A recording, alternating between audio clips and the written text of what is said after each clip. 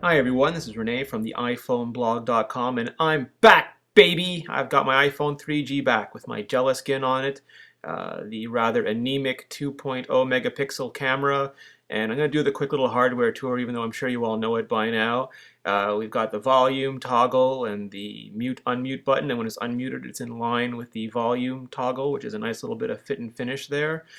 We've got the sleep wake button. We've got the flush headphone jack, a little hole to pop open your SIM card. Nothing to see on this side. On the bottom we've got the speaker and the mic and the proprietary dock connector, which is certainly ubiquitous thanks to the popularity of the iPod, but it's not as nice as the open, standard USB ports some the other devices have. And of course, the iPhone 3G is missing the FireWire pin, so I can't charge it with my old accessories. Thanks for that, Steve. It does give you video out and it has a lot of pins, so it is good for something. But the iPhone is really about the front, so let's just flip it over and look at the iconic, black glossy slab with the silver trim that all the other smartphones are still seemingly intent on eye cloning. And I can say that with experience now. We pop the button and we slide to open and we're at the home screen. And now you have several home screens because of all the apps. And with 2.2 you got this handy click the button and zoom back to the original home screen feature.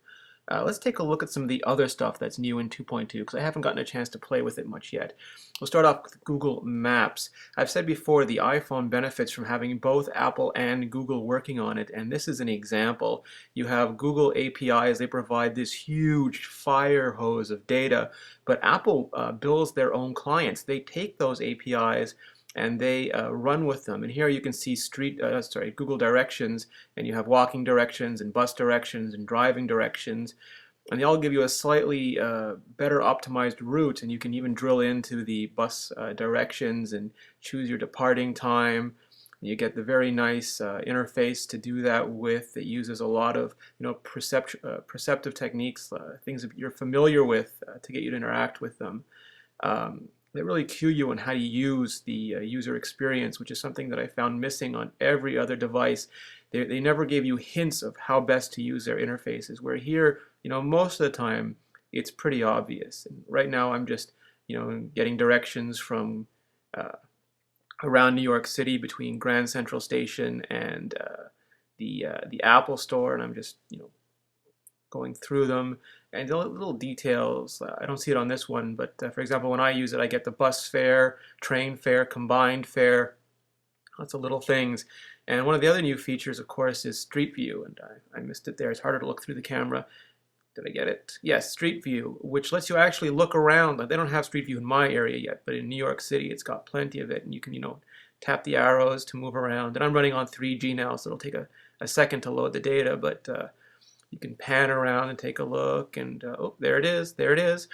You can do the famous pinch to zoom. So the gestures are very consistent between applications, which is also a huge deal. There's no having to guess which way to move in each individual application, which really confused me on some other platforms. Here, again, with a few exceptions, everything is pretty much standardized.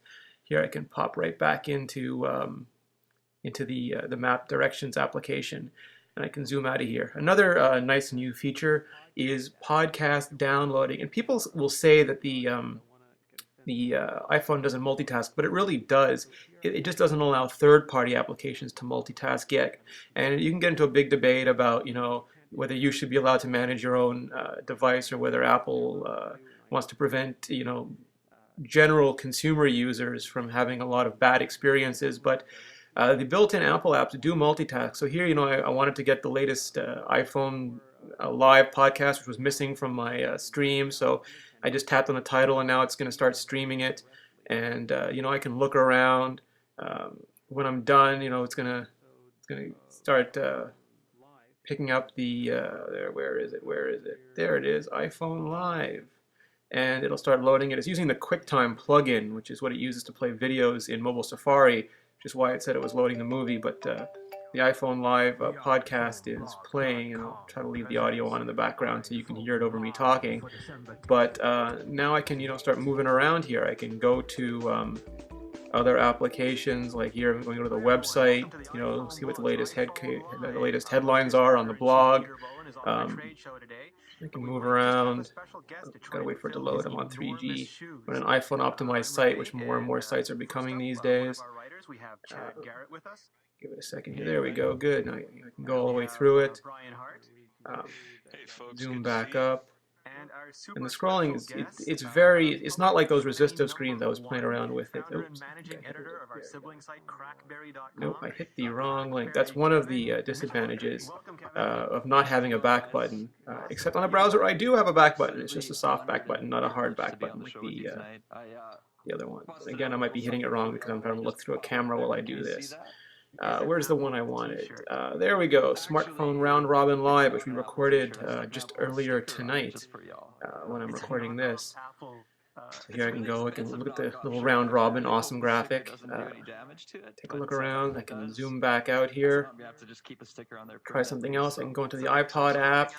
If I start playing another audio, of course it'll kill the live stream, but you know, I can go in, I can do some quick calculations, figure out how long this video is getting, how long I've been talking for. Ooh, long time.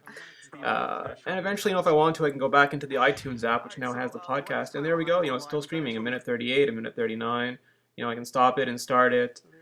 So, you know, it's not perfect. It will crash sometimes, almost all the time on Dieter's side, but, you know, for me, it's working pretty well. Here's an example of an app. The App Store is another big thing that Apple added this year. And Google Earth is really nice. I switched to Wi-Fi during the brief little production glitch there, just because there's a lot of data to move through the pipe on Google Earth, and 3G I don't find acceptable on Google Earth yet. It's a slow process, so I switched. You can see me looking over my shoulder there. Where is it? Oh, here we go. All right. Zooming in here, it's going to try to find me, and it's going to try to re-render the graphics as it's finding me. And there we are. There I am. I can feel the pin slamming down on me as we speak, and you know, I can move around. And it's using OpenGL, which is, you know, pretty much on every platform except for Microsoft, which uses a proprietary DirectX.